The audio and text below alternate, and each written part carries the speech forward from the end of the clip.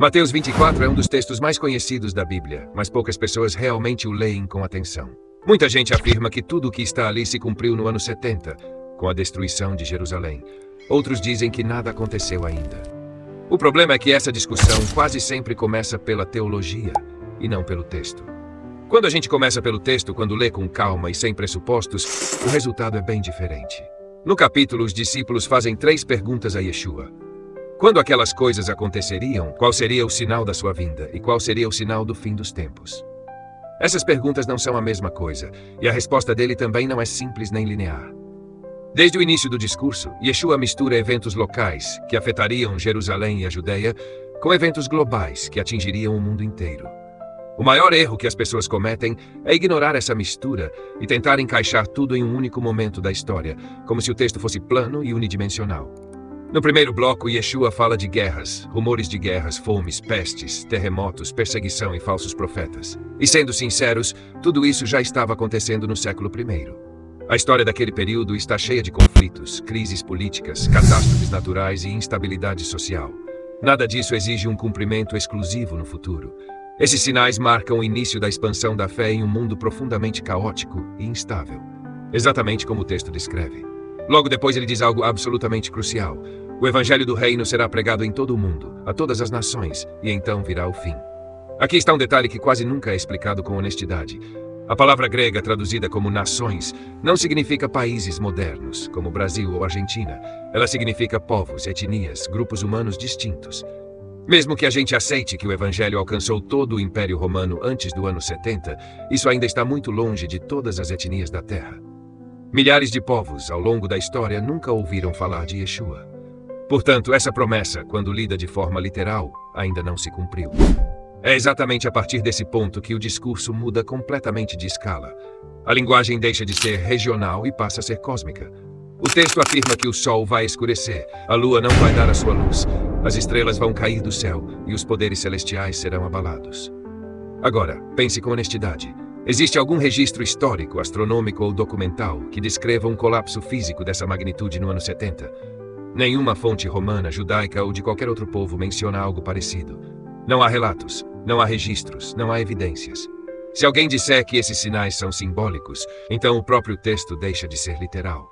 E se não é literal, não faz sentido afirmar que Mateus 24 se cumpriu literalmente. Em seguida, Yeshua declara que todas as tribos da terra verão o Filho do Homem vindo sobre as nuvens do céu. Preste atenção nas palavras. Ele não disse que alguns veriam. Não disse que Jerusalém veria. Não disse que os discípulos teriam uma visão espiritual ou subjetiva. Ele foi direto e objetivo. Todas as tribos da terra.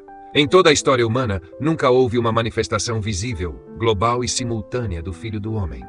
Se a vinda foi invisível, espiritual ou restrita a um lugar específico, então simplesmente não corresponde ao que o texto descreve. E aqui chegamos a um ponto decisivo. Durante praticamente toda a história humana, a ideia de que todas as tribos da Terra poderiam ver um mesmo evento ao mesmo tempo era literalmente impossível. Antes da Era Moderna, qualquer acontecimento era limitado pela geografia. As notícias viajavam na velocidade de um cavalo ou de um barco. Levava meses, às vezes anos, para que um grande evento fosse conhecido em outras regiões do mundo. Não existia nenhuma tecnologia capaz de permitir uma visibilidade global simultânea. É somente agora, na nossa geração, que pela primeira vez na história, existe a infraestrutura necessária para que essa declaração se cumpra de forma literal. A combinação de internet, satélites, celulares, redes sociais e mídia global criou um cenário completamente novo. Hoje, bilhões de pessoas podem testemunhar um evento em tempo real. Algo que acontece em um único ponto do planeta pode ser visto instantaneamente por pessoas em quase todas as nações, línguas e culturas. Isso não prova que o evento já aconteceu, mas demonstra algo fundamental. Apenas agora a humanidade possui as condições técnicas para que essa afirmação de Yeshua seja literalmente possível. Depois disso, Yeshua ainda afirma que os anjos ajuntarão os escolhidos dos 4 cantos da terra. Isso descreve um evento único, global e coordenado. O que aconteceu depois do ano 70 foi exatamente o oposto. A comunidade dos seguidores de Yeshua continuou espalhada, perseguida e fragmentada pelo mundo. Não houve nenhum ajuntamento mundial promovido por anjos, nem algo que se aproxime disso. E para fechar, ele declara que o céu e a terra passarão, mas as suas palavras não passarão. O céu não passou. A terra não passou. A criação continua aqui, e a história segue seu curso. Décadas depois da destruição de Jerusalém, os próprios apóstolos continuaram escrevendo sobre eventos futuros, o que mostra claramente que nem eles entendiam que tudo já tinha se encerrado no ano 70.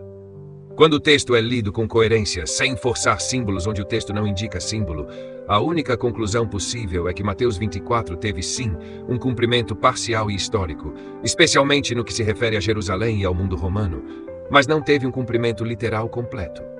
Para dizer que tudo já aconteceu, é preciso transformar o sol, a lua, as estrelas, a vinda visível do Filho do Homem e o ajuntamento dos escolhidos em símbolos.